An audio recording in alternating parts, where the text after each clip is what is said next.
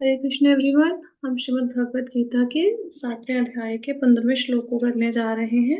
इससे पहले वाले श्लोकों में हमने क्या पढ़ा कि भगवान भक्ति योग के विषय में अर्जुन को बता रहे हैं। और भगवान इसमें अपनी परा और अपरा शक्ति, दो प्रकार की शक्तियों को अर्जुन को बताते हैं, और किस प्रकार भगवान अपनी शक्तियों के द्वारा सब जगह पे हैं, सर्वव्यापक हैं भगवान, उनका भी वर्णन करते हैं।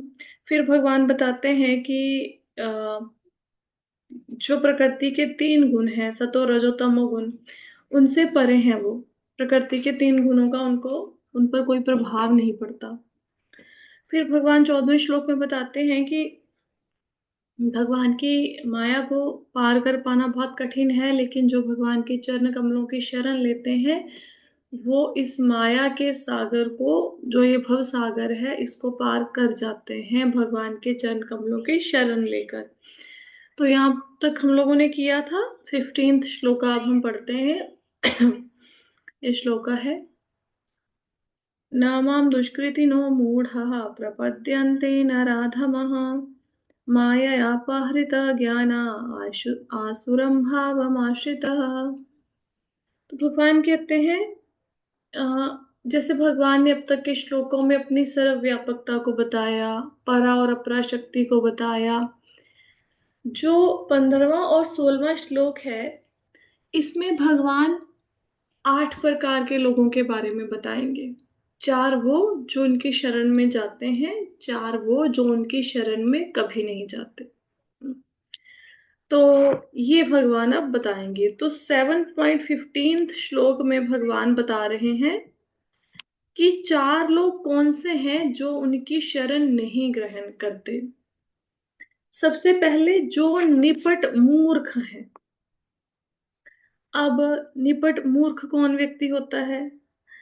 निपट मूर्ख वो व्यक्ति होता है जो बहुत अधिक मेहनत करता है, और मेहनत करने के बाद उसको ये भी नहीं पता होता कि वो मेहनत कर किसके लिए रहा है। और वो सारा दिन काम करने में लगा रहता है। अगर उसके पास कोई भगवान की बात की जाए, कोई कथा कीर्तन की बात की जाए, तो वो नहीं सुनेगा। क्या कहेगा? नहीं नहीं, मेरे पास बहुत काम है, मैं फ्री नहीं हूं, मैं बहुत बिजी हूँ। कभी कभी वो इतना काम में रत हो जाता है व्यक्ति कि खाना पीना भी भूल जाता है। और उसको ये नहीं पता कि हमारे असली स्वामी भगवान कृष्ण हैं, हमें उनका ध्यान करना चाहिए, उनकी उपासना करनी चाहिए। वो इन सब बातों के बारे में ना सोचता है, ना ही इनके लिए समय निकालता है।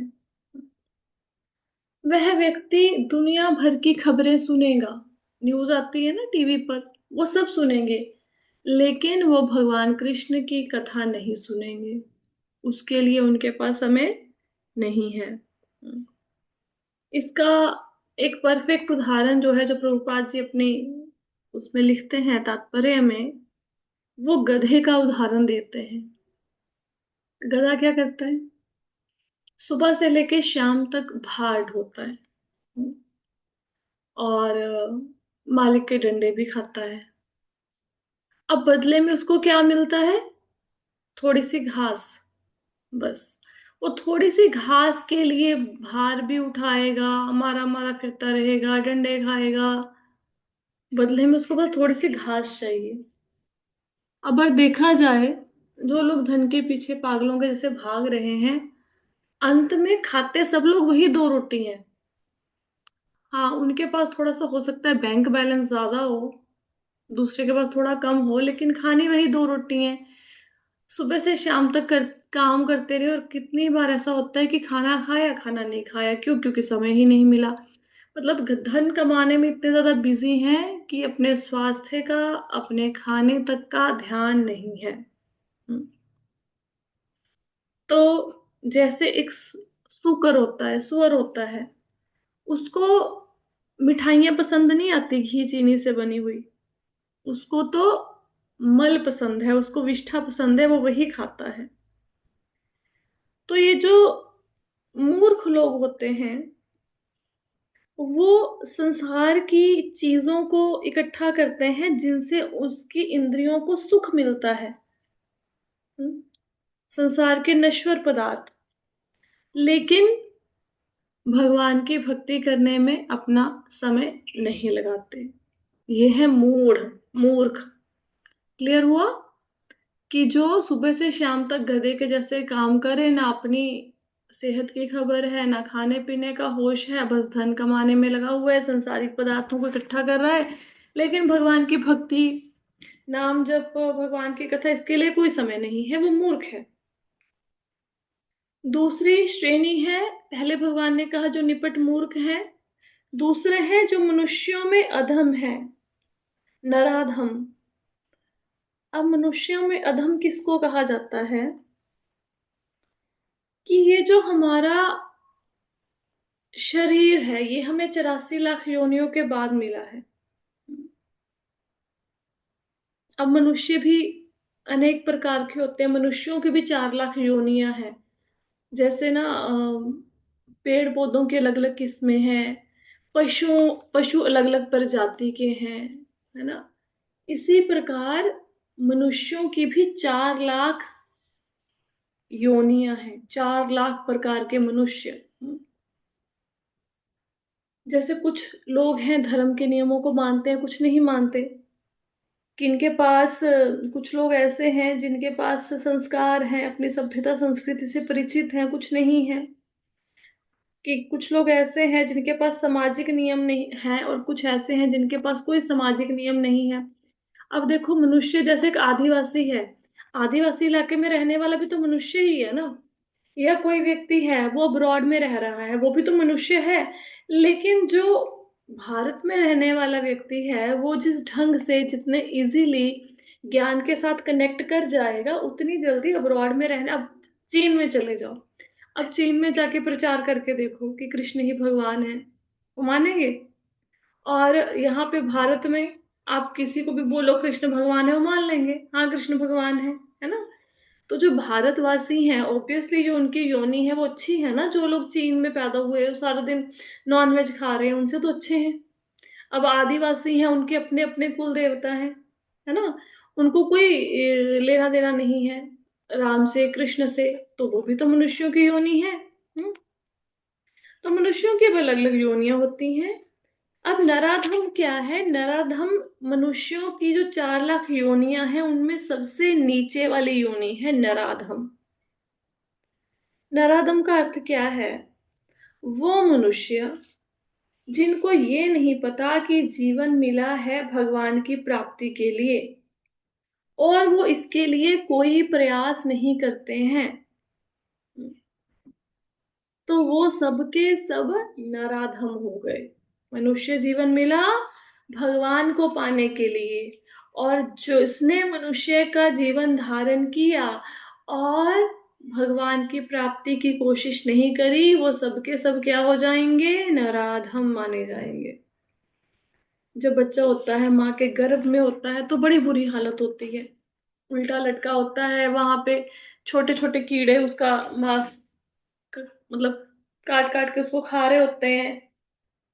मलमूत्र के बीच में, खून के बीच में लटका हुआ है, और छोटी सी जगह है, उसमें बिल्कुल फंस के बैठा हुआ है। अभी आप देखो, जैसे हम लोग भगवद गीता का सेशन सुन रहे हैं, तो कई बार हमें लगता है घुटनों में दर्द हो गया, हम टांगे सीधी कर लेते हैं। फिर हमें लगता है कि बैठे बैठे पीठ दर्द करने लगी, हम खड़े हो जाते हैं, है ना। या थोड़ा सा पैरों को हिला लेते हैं। बच्चा ऐसी अवस्था में माँ के शरीर में होता है कि वो हिल भी नहीं सकता। मतलब जैसे, अगर आप खुद सोचो, अगर हमें कोई उल्टा करके एक बक्से में बंद कर दे, हम्म और उस बॉक्स में क्या डाल दे? मल मूत्र खून, और उसमें कीड़े फेंक दे थोड़े से, और उसमें एसिड डाल दे, क्या हम जिंदा रह सकेंगे? नहीं रह सकते, है ना। हम एक दिन भी जिंदा नहीं रह सकते, छोटे से बक्से में बंद कर दे हमें, और हम हिल भी ना पाए। बच्चा माँ के गर्भ में उसी अवस्था में 9 महीने पार करता है।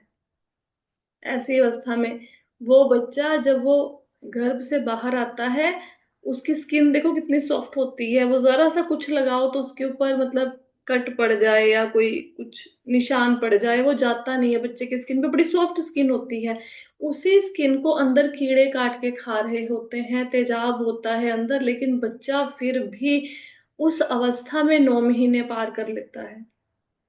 कई बार जब कोई ब्रह्मचारी बन जाए तो माताएं कहती हैं ना कि क्या ब्रह्मचारी बन गए हो, मैंने तुम्हें 9 महीने अपने पेट में रखा और अब तुम ब्रह्मचारी बन गए हो, है ना।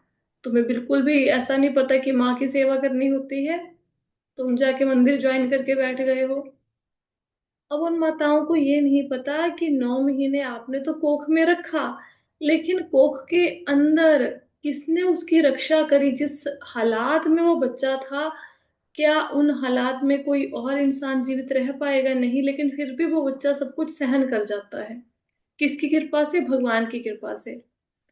जब भी जीवन में कभी मन घबराए, ऐसा लगे कि नहीं, जो सिचुएशंस हैं वो बहुत टफ हैं, अब कैसे जिए, अब नहीं जिया जाता, तो एक बात याद रखना कि अब हम संसार में हैं। संसार में हम बहुत सारे अपना सपोर्ट सिस्टम भी ढूंढ लेते हैं। जैसे अगर कोई परेशान है तो वो अपनी माँ से बात करेगा, अपनी फ्रेंड से बात कर सकते हो आप, है ना। और नहीं तो आप मोबाइल के साथ मन बहला सकते हो, कोई वीडियो देख लिया, कुछ देख लिया, या फिर आप टीवी देख सकते हो, आप बाहर घूमने जा सकते हो, आप कुछ शॉपिंग करके कुछ अच्छा खाने के लिए बना के अपना मन बहला सकते हो। तो आपके पास बहुत सारे तरीके हैं अपने आप को ठीक करने के। लेकिन जो बच्चा माँ के गर्भ में उस अवस्था में, उसके पास कोई तरीका नहीं है, वो किसको जाके अपनी व्यथा सुनाए कि मुझे कहाँ पे फंसा के रख दिया है। तो जो भगवान एक बालक की गर्भ के अंदर, जहां पे उसका कोई रक्षक नहीं होता, उसकी माँ भी उसकी रक्षक नहीं होती, छोटे छोटे कीड़े उसको काट रहे हैं उसके शरीर को, किसको सुनाए? जहां पे कोई उसकी सहायता नहीं कर सकता, वहां पे भगवान उसकी सहायता करते हैं। जो भगवान गर्भ के अंदर शिशु के लिए भोजन की व्यवस्था कर सकते हैं, उनको जीवित रख सकते हैं, बच्चे को उसके लिए खाने की अरेंजमेंट करते हैं, क्या वो भगवान हम लोगों को बड़ा होने के बाद भूल जाएंगे? क्या अब हमारी रक्षा नहीं करेंगे? जब हम गर्भ से बाहर आ गए हैं, वो जरूर रक्षा करेंगे। प्रॉब्लम ये है कि जैसे ही बच्चा गर्भ से बाहर आता है, वो भगवान को भूल जाता है। अंदर बड़ा कहता है कि भगवान एक बार निकाल लो मुझे यहाँ से, मैं पक्का तुम्हारी भक्ति करूंगा। जैसे ही गर्भ से आया बाहर, फिर भूल जाता है। हम भी भगवान को भूल गए हैं। थोड़ा सा भगवान के साथ कनेक्ट होने की कोशिश करो, थोड़ा सा कनेक्ट होने की देर है कि आपको अपनी सारी समस्याओं का हल मिल जाएगा। हम्म। तो भगवान जिन्होंने गर्भ में रक्षा करी थी, वो अब भी हमारी रक्षा करेंगे। तो इसलिए जब भी कोई मुसीबत आए तो मन को यही बताकर धैर्य दो कि जो भगवान एक छोटे से बालक की गर्भ में रक्षा करते हैं, वो हमारी रक्षा क्यों नहीं कर सकते? ये हो गया नराधम। नराधम मतलब कौन से व्यक्ति? सेकंड कैटेगरी कौन सी होगी? पहले थे जो मूर्ख हैं, पूरा दिन धन कमाने में लगे हुए हैं, काम करने में लगे हुए हैं, भगवान की भक्ति नहीं करते। सेकंड, जो अधम है, मतलब मनुष्यों में अधम है, जिनको यही नहीं पता कि मनुष्य जीवन का परम लक्ष्य है भगवान की प्राप्ति, और वो भगवान की प्राप्ति के लिए प्रयत्न ना करके बाकी सारे काम के लिए प्रयत्न करते हैं और जीवन को व्यर्थ गवा देते हैं। थर्ड कैटेगरी, थर्ड कैटेगरी है माया पहरत ज्ञाना, जिनका ज्ञान माया द्वारा हर लिया गया है। ऐसे लोग कौन से होते हैं? ये वो लोग हैं जो बड़े वैज्ञानिक हैं, दार्शनिक हैं, बड़े बड़े विद्वान हैं, लेकिन इनका ज्ञान माया ने हर लिया। वो सब कुछ मानेंगे, लेकिन वो भगवान को भगवान नहीं मानेंगे। वैसे अकल बहुत है, दुनिया भर की अकल है उनके अंदर, पढ़े लिखे भी हैं, हाँ, अच्छी बुद्धि भी भगवान ने प्रदान कर रखी है, इंटेलिजेंट भी हैं, लेकिन बस भगवान को भगवान नहीं मानना, क्योंकि माया ने इनका ज्ञान हर लिया है। इसलिए ये भगवान की योजना में रुकावट डालने की कोशिश करते हैं और भगवान के चरण कमलों की शरण नहीं लेते। ये लोग भगवत गीता के ऊपर टीकाएं भी लिखते हैं, भगवत गीता के ऊपर व्याख्या भी करते हैं। आप देखेंगे दुनिया के अंदर बहुत सारे भगवत गीता के ऊपर बहुत सारे लोगों ने कमेंट्री दी है। और कितने ही लोग ऐसे हैं कि भगवत गीता के ऊपर कमेंट्री दे दी 700 श्लोकों के ऊपर, लेकिन ये नहीं माना कि कृष्ण भगवान है। फिर क्या फायदा हुआ भगवत गीता को पढ़ने का, उसके ऊपर टीका लिखने का? कोई फायदा है? कोई नहीं है। हम्म? क्योंकि इनका ज्ञान माया ने हर लिया। कुछ लोग ये कहेंगे कि भगवत गीता तो शिव जी ने बोली थी। कोई कहेगा कि कृष्ण महापुरुष थे और उनके अंदर कोई आ गया, कोई दैवी शक्ति आ गई, उसने भगवत गीता बोल दी। वो ये नहीं मानते कि कृष्ण भगवान है। बहुत सारे, मतलब अब खैर यूट्यूब पे तो क्या किसी का नाम ले, वो कृष्ण को महापुरुष मानते हैं, भगवान नहीं मानते। क्योंकि उनका ज्ञान माया ने हर लिया, वो नहीं मानेंगे। चौथी कैटेगरी, चौथी कैटेगरी कौन सी है? जो आसुरों की नास्तिक प्रकृति को धारण करने वाले हैं। ये कौन सी कैटेगरी है? दुष्कृति। भगवान ने बोला ना, नामाम दुष्कृति नो मूढ़ा। दुष्कृति कौन है? जो राक्षसी स्वभाव को धारण करने वाले हैं, नास्तिक होते हैं। ये कहते हैं कि भगवान तो संसार में अवतरित हो ही नहीं सकते। वो भगवान है, उनको सब संसार में अवतार धारण करने की जरूरत ही क्या है? हम्म? या फिर बोलेंगे भगवान तो निराकार है, उनका तो कोई आकार ही नहीं है। ये है दुष्कृति। तो चार प्रकार के लोग हैं, ये भगवान की शरण कभी ग्रहण नहीं करते। जो निपट मूर्ख हैं। कौन? जो कामकाज में बिजी हैं, भगवान की भक्ति के लिए समय नहीं है। इतना परिश्रम करेंगे और उनको ये भी नहीं पता किसके लिए कर रहे हैं। लोग इतना दान पुण्य करेंगे, क्यों कर रहे हैं कुछ नहीं पता। उनको ये नहीं पता कि वो जो दान कर रहे हैं वो सही स्थान पर जा भी रहा है कि नहीं कर रहा। परोपकार करें, ये भी नहीं पता किसके लिए कर रहे हैं। वास्तव में सारे यज्ञ भगवान विष्णु के लिए किए जाते हैं, अच्छे कर्म भगवान विष्णु के लिए किए जाते हैं, को पता ही नहीं है। जो मनुष्यों में अधम है, मनुष्यों में अधम है मतलब जिसने मनुष्य जीवन ग्रहण किया लेकिन इसको व्यर्थ गवा दिया भक्ति के बिना। तीसरा, जिनका ज्ञान माया ने हर लिया, इंटेलिजेंट बहुत है लेकिन वो क्या करते हैं, वो भगवान को अपना स्वामी नहीं मानते। हम उनके दास हैं ये उनको नहीं पता, लेकिन अकल पूरी है, बाकी सारी चीजें पता है दुनिया भर की, भगवान के बारे में नहीं पता, जानना भी नहीं चाहते क्योंकि माया ने ज्ञान को हर लिया है।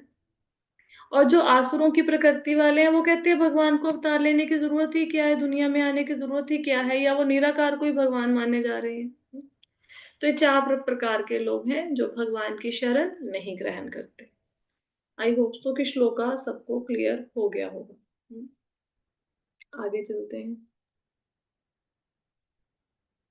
नेक्स्ट अभी 7.16 श्लोका में भगवान बताते हैं कौन से ऐसे चार लोग हैं जो भगवान की सेवा करते हैं। तो ये श्लोका है, चतुर्विधा भजन्ते माम जना सुकृतिनोऽर्जुन आर्त जिज्ञासुरार्थी ज्ञानी च भरतर्षभ। तो भगवान कहते हैं, हे भरत श्रेष्ठ, चार प्रकार के पुण्यात्मा मेरी सेवा करते हैं, आर्त, जिज्ञासु, अर्थार्थी तथा ज्ञानी। आर्त मतलब जैसे कोई व्यक्ति ना बहुत ज्यादा परेशान हो गया, बहुत घर गृहस्थी से परेशान हो गया, पीड़ित हो गया, रिलेशनशिप से परेशान हो गया, लड़ाई झगड़ों से परेशान हो गया, किसी दुख से बीमारी से परेशान हो गया। अब वो व्यक्ति पीड़ित है, किसी भी कारण से पीड़ित हो सकता है, कारण कोई भी हो, तो उसको कहते हैं आर्त। हम्म, मतलब जिसके ऊपर कोई मुसीबत आ गई, विपदाग्रस्त, कर्जा सिर पे हो गया, हाँ, तो आर्त व्यक्ति, आर्त व्यक्ति भगवान को भजते हैं, वो भगवान की शरण में जाते हैं। सेकंड क्या हो गया? जिज्ञासु, जिनको जानने की इच्छा है, भगवान कौन है, कहाँ है, मैं कहाँ से आया हूं, जिनको ज्ञान प्राप्त करने की इच्छा है, जो जिज्ञासु हैं, वो भी भगवान की शरण में जाते हैं। अर्थार्थी, अर्थार्थी का मतलब है जिन लोगों को धन की इच्छा है। कई लोग होते हैं ना भगवान के पास जाते हैं, क्यों? क्योंकि उनकी बहुत सारी भौतिक इच्छाएं हैं, घर, गाड़ी, बंगला, मकान, और अच्छी नौकरी, करियर, शादी, बच्चे, सब कुछ चाहिए, धन चाहिए बहुत सारा। तो भगवान के पास जाते हैं, लेकिन उनके कोई ना कोई भौतिक इच्छा है, वो भी भगवान की शरण में जाते हैं। और ज्ञानी, ज्ञानी को पता है कि जो भगवान है वो मेरे मालिक है, मैं उनका दास हूँ, मैं उनका अंश हूँ, और मुझे उनके धाम में वापस जाना है। हम्म, उसको कहते हैं ज्ञानी। उनका कोई भौतिक उद्देश्य नहीं होता। कोई ऐसा नहीं कि भगवान के पास किसी कारण से, जैसे कोई दुख आया, कोई धन की इच्छा है तब जाएंगे, नहीं, वो भगवान की बस भक्ति करते हैं। हम्म, जो ये चार प्रकार के लोग हैं, वो भगवान की शरण ग्रहण करते हैं। आर्त, जिज्ञासु, अर्थार्थी और ज्ञानी। ठीक है, अब हम इनको भी समझेंगे एक एक एग्जाम्पल के द्वारा। आर्त व्यक्ति कौन है? आर्त की कोई एग्जाम्पल शास्त्रों से कौन बताएगा? जो आर्त हो और जिसने भगवान को पुकारा हो, दुखी होके, पीड़ित होके, कौन है? गेस करो। हम्म, द्रौपदी। गजेंद्र। हाँ, बहुत बहुत अच्छा गैस किया, द्रौपदी और गजेंद्र। देखो, जो गजेंद्र थे, उन्होंने भगवान को पुकारा। क्यों? क्योंकि मगरमच्छ ने उनका पकड़ लिया है पैर, और 1000 साल हो गए युद्ध करते करते, युद्ध नहीं खत्म हुआ। अब हाथी की शक्ति खत्म हो गई है गजेंद्र की। अब उसको कोई नजर नहीं आ रहा जो उसको बचा सके। तो क्या है, वो भगवान को बुलाता है, फिर भगवान आते हैं। आर्त व्यक्ति जब भगवान को पुकारेगा तो भगवान उसकी रक्षा करने के लिए आएंगे। दूसरा उदाहरण है द्रौपदी। तो जब द्रौपदी का चीरहरण हुआ, तो उस समय उसने सबसे पहले अपने पतियों को देखा। उसको लगा कि मेरे पति बड़े शक्तिशाली हैं, मुझे बचा लेंगे पांचों पांडव। कोई सहायता के लिए नहीं आया। गुरुओं की तरफ देखा, भीष्म पितामह, द्रोणाचार्य, है ना, कृपाचार्य, कोई सहायता नहीं कर पाया। फिर द्रौपदी को लगा कि मैं अपनी शक्ति के बल पर शायद चीरहरण से बच जाऊं। तो द्रौपदी ने अपने दांतों के नीचे साड़ी को दबा लिया। भगवान नहीं आए।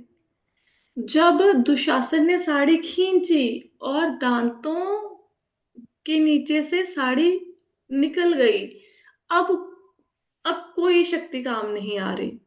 ना पति, ना गुरुजन, ना कोई सगा संबंधी, ना खुद की ही शक्ति, कुछ काम नहीं आ रहा। अब भगवान को बुला रहे हैं, तो भगवान आगे वहां पे कौन सा अवतार धारण करके आए? वस्त्र अवतार। वस्त्र अवतार के रूप में आ गए भगवान। तो ये होगी आर्त के एग्जाम्पल, पीड़ित होकर भगवान को बुलाना। दुखी होकर, कोई भी दुख हो सकता है। अब नेक्स्ट क्या है? आर्त के बाद क्या था? जिज्ञासु। हम्म जिज्ञासु की एग्जाम्पल कौन है? जिज्ञासु बताओ। अर्जुन। जिज्ञासु अर्जुन नहीं। अच्छा, अर्थार्थी की बताओ। अर्थार्थी की एग्जाम्पल क्या है? जो इसको धन की इच्छा है, जो भगवान के पास गया। ध्रुव महाराज। ध्रुव महाराज, हाँ। तो अब, हाँ, पहले जिज्ञासु करते हैं। जिज्ञासु में आते हैं, जैसे नैमिषारण्य के ऋषि हैं, वो जिज्ञासु की कैटेगरी में आते हैं। नैमिषारण्य में सूत गोस्वामी जी ने कथा सुनाई 88,000 ऋषियों को, जिनके रिप्रेजेंटेटिव कौन थे, मेन ऋषि कौन थे 88,000 ऋषियों में से? उनके मुखिया कौन थे? शौनक मुनि। तो वो, उन्होंने कथा सुनानी आरंभ करी। वो प्रसंग को खत्म ही नहीं होने दे रहे। वो एक कथा, जैसे एक प्रसंग खत्म करते हैं सूत गोस्वामी, साथ के साथ ही नैमिषारण्य के ऋषि कोई दूसरा प्रसंग शुरू कर देते हैं कि अब इसके बारे में बताइए, इसके बारे में बताइए, भगवान के विषय में और बताइए, और बताइए, हमारे कान ऐसी कथा को सुनने के लिए तरस गए थे, अब आप बंद मत कीजिए, कथा सुनाते रहिए। तो जो नैमिषारण्य के जिन्होंने श्रीमद् भागवतम की कोई भी कथा क्लास लगाई है, एक आधी भी लगाई है, या कभी पढ़ा है श्रीमद् भागवतम, उनको पता है कि ये जो कथा हुई थी श्रीमद् भागवतम की, ये सूत गोस्वामी जी सुना रहे हैं नैमिषारण्य के 88,000 ऋषियों को, जो एक यज्ञ करने के लिए इकट्ठा हुए थे। वो यज्ञ 1,000 साल तक चलना था। तो वो बार बार भगवान के संबंध में प्रश्न पूछे जा रहे हैं, पूछे जा रहे हैं। ये है जिज्ञासु, ज्यादा भगवान के बारे में जानने की इच्छा। फिर आ गया अर्थार्थी। अर्थार्थी हो गए ध्रुव महाराज। जैसे ध्रुव महाराज क्यों भगवान के पास गए थे? क्योंकि उनको लोक चाहिए था, अपने पिता से भी बड़ा साम्राज्य चाहिए था। इसीलिए गए थे ना। क्योंकि सुतैली माँ ने बोला कि भाई अगर तुम्हें पिता की गोद में बैठना है तो मेरा पुत्र बन के आओ, अगर तुम्हें राजा बन मतलब राजा की गोद में बैठना है। तो ध्रुव महाराज ने बोला, उनको थोड़ा सा मतलब वो हो गया, उनकी ईगो हर्ट हो गई, और उनको पिता का प्यार भी चाहिए था। तो उन्होंने सोचा कि मुझे अपने पिता से भी बड़ा साम्राज्य, पिता से नहीं, जो मेरे दादाजी हैं, कौन है ध्रुव महाराज के दादाजी, पितामह इनके ब्रह्मा जी, ब्रह्मा जी से भी ऊपर का लोक चाहिए। अब मैं इस धरती का राजा नहीं बनूंगा, मैं तो ब्रह्मा जी से भी ऊपर का लोक हासिल करूंगा, वहां का राजा बनूंगा। तो वो भगवान के पास आए थे एक बड़े साम्राज्य की प्राप्ति के लिए, ब्रह्मलोक से भी बड़ा हो, एक बड़े लोक की प्राप्ति के लिए। लेकिन जब उनको भगवान के दर्शन हुए तो उन्होंने क्या बोला कि मैंने तो कांच के टुकड़ों को हीरा समझ लिया, कि देवताओं ने मेरी बुद्धि को भ्रष्ट कर दिया। कहाँ मैं भगवान के दर्शन और कहाँ मैं संसारिक चीजों को मांग के बैठ गया भगवान के। बड़ा पश्चाताप हुआ। भगवान ने, जब भगवान के दर्शन हुए तो भगवान ने उनको भक्ति का वरदान भी दिया और ब्रह्मलोक से बड़ा लोक भी दिया। भगवान कहते हैं वहां पे कि ये बहुत कठिन है ये देना जो तुम मांग रहे हो, क्योंकि उम्र छोटी है ना ध्रुव महाराज की। तो कहते हैं बहुत कठिन, लेकिन फिर भी मैं तुम्हें दूंगा। कि कोई व्यक्ति ये ना सोच ले कि छोटा सा बालक था, भगवान ने ऐसे ही मैनिपुलेट कर लिया। जैसे कोई छोटा सा बच्चा है, वो हमें वो बोले कि मुझे तो गाड़ी चाहिए, मुझे तो मर्सिडीज चाहिए, हम क्या करेंगे, छोटी सी गाड़ी लाके उसको मार्केट से दे देंगे, है ना, 500-600 रुपए की, कि यही गाड़ी है तेरी, इसको चला ले। पर भगवान ने ऐसा नहीं किया, कोई खिलौना देके नहीं बहलाया ध्रुव महाराज को, एक्चुअल में लोक दिया जो ब्रह्म लोक से भी बड़ा था, भक्ति भी दी, और धरती पर का राज्य भी दिया, ध्रुव लोक भी दिया, दोनों दिए। तो अगर किसी को धन की इच्छा है तो उसमें भी चलो कुछ गलत नहीं है, हालांकि भौतिक इच्छाएं नहीं होनी चाहिए, लेकिन फिर भी अगर धन की इच्छा है तो भी मांगोगे तो सिर्फ कृष्ण से मांगना। धन की इच्छा है, भौतिक इच्छाएं हैं, तो भी उसके लिए अप्रोच भगवान विष्णु को या कृष्ण को ही करना है, किसी देवी देवता के पास नहीं जाना। अब कौन सा रह गया लास्ट में? ज्ञानी। ज्ञानी कौन है? कोई ज्ञानी जो भगवान की शरण में आया हो। हम्म, याद है किसी को कोई ज्ञानी? दश हाँ जी, हाँ जी, बोलो। अर्जुन। माता जी। कौन? हाँ, भूल रही है। ओके। तो ज्ञानी का एग्जाम्पल है जो चार, उद्धव। उद्धव, हाँ उद्धव, हाँ उद्धव भी कह सकते हैं, उद्धव वॉज ऑल्सो ज्ञानी, यस। तो चार कुमार हैं जो, सनक, सनंदन, सनातन, सनत कुमार, ये चारों कौन थे? ये ज्ञानी थे। ये दिखने में 5 साल के बालक लग रहे हैं, लेकिन ये ब्रह्मा जी के प्रथम पुत्र हैं। पहले पहले जीव जो हुए संसार में, वो कौन है? पहले जीव तो ब्रह्मा जी हैं।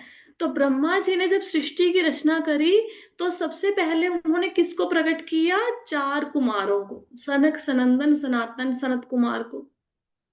तो ये ज्ञानी थे।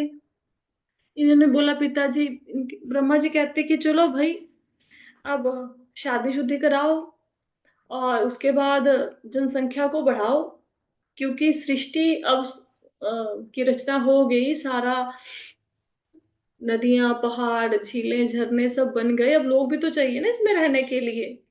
तो जीवों को भी तो प्रकट करना है ना ब्रह्मा जी ने। तो अब जीव तो कोई था नहीं, तो उन्होंने चार कुमारों को किया प्रकट। तो ये चारों कहते हैं, इन्होंने सोचा कि अब हम दुनिया में आ गए हैं, अब दुनिया में आके हम काम क्रोध लोभ मोह अहंकार इनके चंगुल में फंस जाएंगे, है ना। और सबसे बुरा है इनमें काम, काम तृप्ति। तो कुमारों ने देखा कि बचपन में जैसे कोई छोटा बच्चा है, उसको हर कोई बंदा प्यार भी करेगा, गोदी में भी उठा लेगा, लेकिन उसमें कोई काम वासना नहीं होती बालक में। जब वो बड़ा होता है फिर ये इच्छा जागृत होती है। तो इन्होंने अपनी योग विद्या के बल पर अपने आप को 5 वर्ष का बालक ही बना के रखा, उससे आगे अपनी बाल्य अवस्था को बढ़ने ही नहीं दिया, वहां पे ही विश्राम लगा लिया। बहुत ज्ञानी है, बहुत ज्ञान है इन्हें। तो ये गए भगवान विष्णु से मिलने। तो द्वारपालों ने रोक लिया जय विजय ने, इन्होंने श्राप दे दिया जय विजय को कि धरती पर गिरो तुम दोनों। तो भगवान के पास पहुंचे तो भगवान के चरण कमलों में तुलसी दल होते हैं। कभी आप जाएंगे ना मंदिर में, नोटिस करना वहां पे तुलसी दल को भगवान के चरणों में चंदन लगा के ऐसे ऊपर की डायरेक्शन में पत्र को चिपकाया होता है भगवान के चरणों पे, कभी गौर करना। ठीक है। तो इन्होंने जैसे ही भगवान के चरणों कमलों में जो तुलसी दल थे उनको सूंघा, वो उनकी अनुरक्ति होगी भगवान के प्रति, भगवान से प्रेम हो गया उनको सिर्फ भगवान के चरणों के तुलसी दल को सूंघने मात्र से। हम्म। तो ये ज्ञानी थे, ये भगवान के पास गए, है ना, और ये भक्त बन गए फिर भगवान के। तो ये 4 प्रकार के लोग हैं जो भगवान के पास जाते हैं, भगवान की शरण ग्रहण करते हैं। आर्त, जिज्ञासु, अर्थार्थी और ज्ञानी। अब ये जो 4 लोग हैं, भले ही ये किसी कारण से भगवान के पास जाएं, कोई भी कारण हो सकता है, पैसा चाहिए, दुखी हैं, परेशान हैं, घर वालों से नहीं बनती, कुछ भी, है ना। वो धीरे धीरे जैसे भगवान के पास जाते हैं, भगवान उनकी किसी इच्छा की पूर्ति करते हैं, वो भगवान के प्रति आसक्त हो जाते हैं। धीरे धीरे उनका प्रेम बढ़ता है, फिर कोई शुद्ध भक्त की संगति मिलती है, और फिर उनके जीवन का उद्धार हो जाता है। तो अगर आपको कोई दुख भी है, कोई पीड़ा है, किसी भी प्रकार की समस्या है, तो भी अप्रोच करना है तो किसको करेंगे? भगवान कृष्ण को। हाँ। और धन भी चाहिए, भौतिक इच्छाएं हैं, तब भी किसको अप्रोच करोगे? भगवान कृष्ण को। भले ही मन में भौतिक इच्छाएं हैं, तब भी भगवान कृष्ण के पास ही जाना है उन इच्छाओं को लेकर। हम्म? देवी देवताओं के पास नहीं जाना। तो ये 4 कैटेगरी के लोग हैं जो भगवान की शरण ग्रहण करते हैं, और पहले हमने 15वें श्लोक में पढ़े 4 कैटेगरी जो भगवान की शरण ग्रहण नहीं करते। इनमें से सबसे प्रिय भगवान को कौन है? ज्ञानी। जो ज्ञानी है वो भगवान को बहुत प्रिय है। श्लोक एक और कर लेते हैं। श्लोक है, तेषां ज्ञानी नित्य युक्ता एक भक्तिर्विशिष्यते, प्रियो हि ज्ञानी नो तद् ये महम स च प्रियो हि ज्ञानिनोत्यत अहम स च मम प्रियः।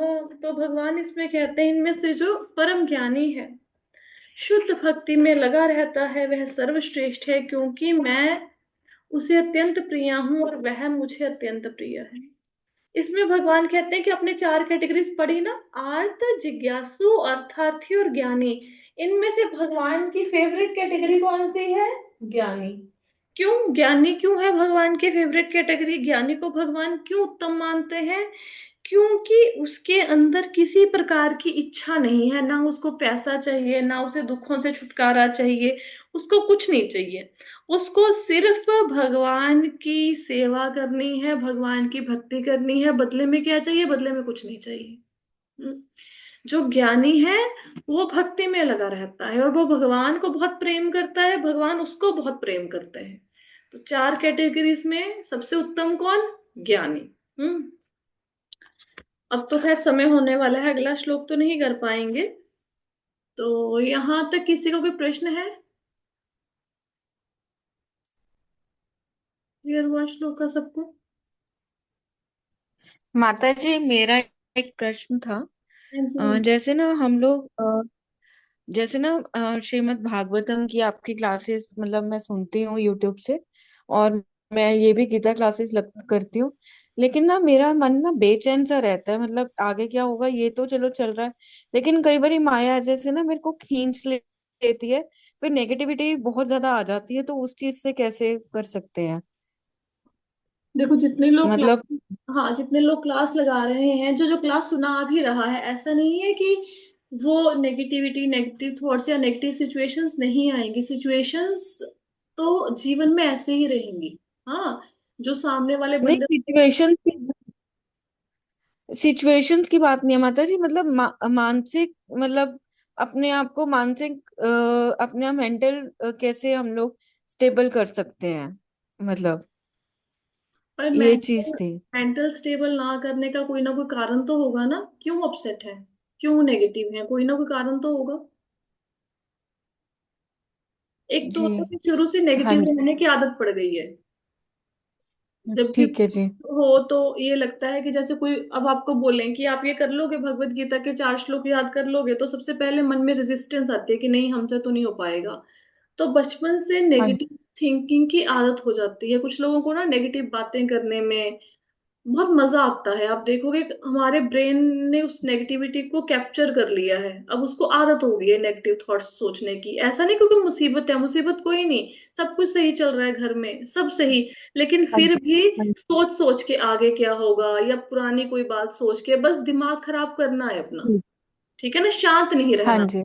ऐसा क्यों होता है, इसके हाँ पीछे जी। क्या कारण है, वैसे तो मैंने लेक्चर में बताया हुआ है पुराने वालों में, पर कोई बात नहीं, कल फिर से इसको एक बार रिवाइज करा देंगे क्लास के स्टार्टिंग में कि हम नेगेटिव क्यों होते हैं, और जब होते हैं तो हमें क्या करना चाहिए इसके ऊपर ना। अभी तो समय होने वाला है, कल इसके विषय में चर्चा करेंगे।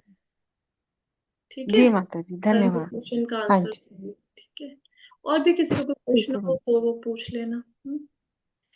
ठीक